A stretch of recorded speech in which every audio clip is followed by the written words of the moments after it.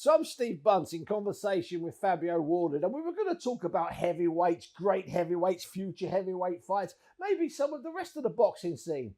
Then I thought, nah, forget that. We'll talk about Fabio Wardley. Fabio, how are you? I'm good. How's things, mate? How are you? Fantastic. Let me ask you this. Lots of stuff happening in Saudi. You've done some stuff in Saudi. You had a fantastic victory over there. I'm assuming you liked it. Do you were involved in some of the stuff that's coming up? Or might you be involved on the Feb 17th night?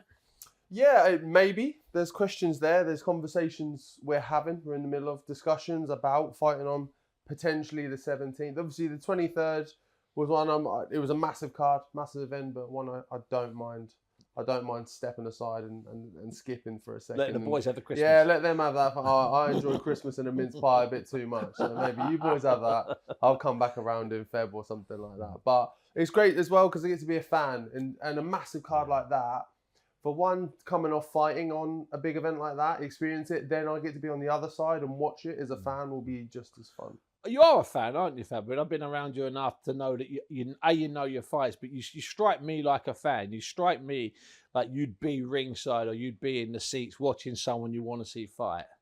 Yeah, definitely. I've been a fan. Like the sport sucked me in, I guess, from quite a late age. But when it grabbed hold of me, and I was in, and the love and the care and really watching, especially as my boxing IQ has developed, and I get a deeper appreciation for fights and the technicalities of it and the struggles of fighters because I know what they go through with a camp and injury and this, that and the other. So it has probably a deeper layer for me to give it more of an appreciation. But yeah, I'm a massive lover of the sport. And you talk about your understanding of the sport has increased as your IQ has increased. And in some ways, even though you're not a 19-year-old kid, you're a baby boxing work in progress. I mean, that's not an insult. That's the truth. You're still a baby boxing work in progress. Yeah, it's funny. I'm a 29-year-old 29-year-old baby. Yeah. a learner. No, I think the L plates are gone. Yeah. I mean, the L plates lingered on for maybe too long. Anyway, it's the point you made in the ring with me after you beat David Adelaide was that perhaps now people will stop saying, "Oh, it's okay. He's only a white collar boxer. He's only this. He's not really serious." I think it had changed before then, but it definitely changed. Yeah, that was that way. That was the real full stop. That was the book point. Closed, the chapter done. That was that. Move on because now. I think before that, because of my different background into boxing, that's probably why that tag held on for so long and so limited, and people thought the wheels would come off a lot or much earlier. Don't worry, as soon as he fights the seasoned boxer, he's going to collapse. He won't know what to do. Exactly that. Once he steps up the level, he stepped up for the English title. He's going to fall there. Didn't. British, didn't. Continentals, didn't. Commonwealth, didn't. Like all of those trials that I've had to go through. Maybe a few more that I've had to prove myself to get the recognition amongst hardcore boxing fans, but more so casual fans as well, who are a bit more sceptical. But I feel that's, like I say, well earned, and the book is closed on that bit now. I mean, one of the things that you always were, you were excited, and you've not really toned that down too much. I mean, you still like all the fighters I like lead sometimes with your heart and not with your head. By the way, which is it's a great compliment. I love that. I mean, I still get that impression that you could get sucked in, and so can guys that have had 300 amateur fights, by the way, and been to 2 Olympics. So that's not a criticism either.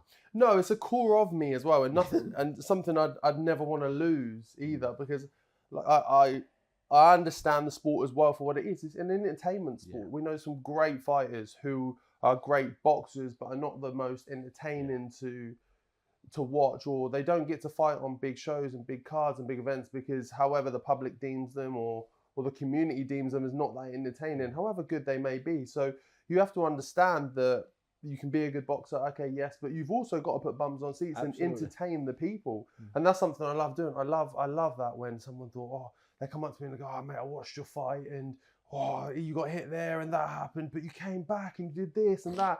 That's my favourite bit, rather than, "Oh yeah, you boxed him apart and you cleaned him out." That's good as well, but because you can feel that excitement in the conversation with a person of, "Carl, I thought you was almost wasn't messed sure it." then. Yeah, and then you did it, and it's like, hey, it's that moment.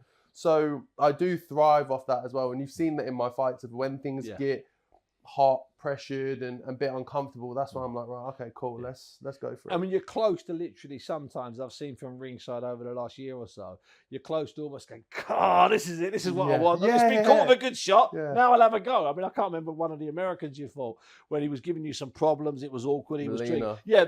Then suddenly you get into him, and you can just see you go, "Yeah, this is what I want." So let's fast it. Let's smash it forward. 2024. You know, in an ideal world, you have 3 fights, maybe even 4 fights, certainly 2. Where do you see yourself being? If we're sitting down on a sofa in this time in 2024, what will you have achieved in 2024? I'd have definitely defended my belt, the British title once, if not twice, and that will be my outright win. Maybe within the three, I'll do it twice. A big milestone I'd like to tick off for next year is fighting in my hometown of Ipswich and doing that at the stadium, at Portman Road. Big venue, big event, massive, but something I'd really like to do. Something, me and the club have a great relationship. They're official sponsors of me. They've been behind me for a long time. So they're keen on, they're so keen on me. Me and the director, we get on really well. He's actually really turned into a good friend over the last few years. So they're on me every time I'm at a game. When can we do it? How can we put it on? What can we do to help? So that's definitely there to be done. I think for an event that big, you need the right dance partner. So that's an obstacle we're looking for. But between defending my belt a few more times and taking off a home fight at the football ground, I think they're my main 2 priorities for next year. And then I think coming to 2025, I have 2 or 3 more wins. I look at the landscape. The belts have probably fragmented or on the edge of. Yeah. And then I look, okay, which path am I taking now for a world title?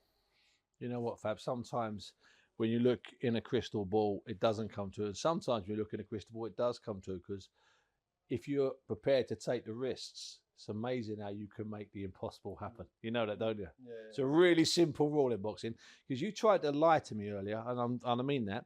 You tried to tell me that you would choose Joseph Parker over Deontay Wilder if you had a chance. Now, I know that's a fib, because you might have chosen Joseph Parker in an office. That night in bed, you would have gone, "What am I doing? I want the test. And you'd be calling your management up and saying, "No, I've changed my mind. I don't want Parker. I want Wilder." Yeah. I just know that's how you work.